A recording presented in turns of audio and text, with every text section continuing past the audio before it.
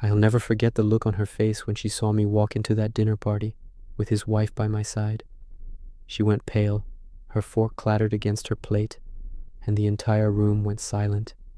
You could have heard a pin drop. That's when I knew. Revenge doesn't always need words. Sometimes silence does the job better. My name's Frank, and for 3 years I thought I had found the one. Her name was Leah. Beautiful, confident, the kind of woman who could light up a room with her laugh. We met through mutual friends, and honestly, she was everything I thought I'd ever wanted. Our relationship moved fast, too fast maybe. We were inseparable. She was charming, affectionate, and she always said things like, "Frank, I don't know how I got so lucky to find someone like you." We had plans, traveling, buying a place together, even adopting a dog. She made me believe in forever.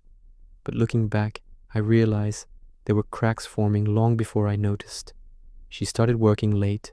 She guarded her phone like it was national security, and she suddenly became obsessed with girls' nights. At first I didn't question it. I trusted her. But something about her smile started to feel practiced.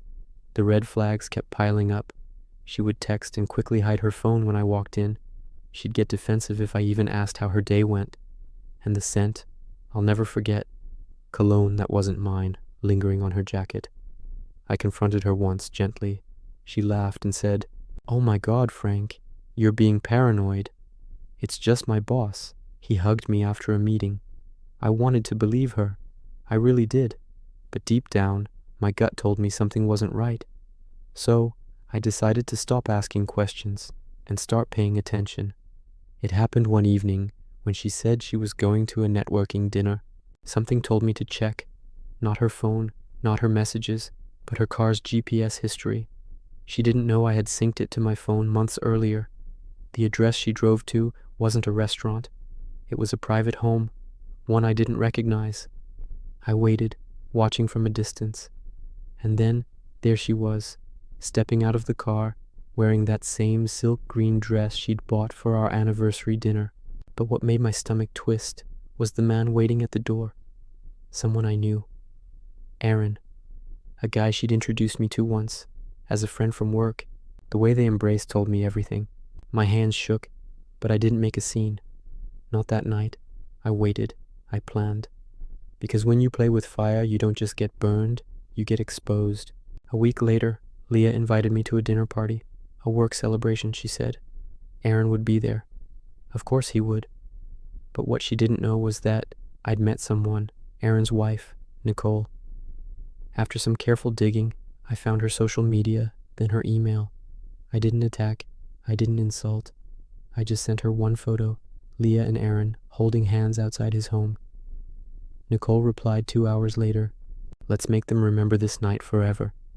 When the dinner party came, Leah was radiant, pretending everything was perfect. She didn't know I had already RSVP'd, with a +1. Halfway through the night, the doors opened, and there I was, standing tall, calm, with Nicole beside me. The moment Leah saw her, the blood drained from her face. Aaron froze mid-laugh, and the entire room went silent.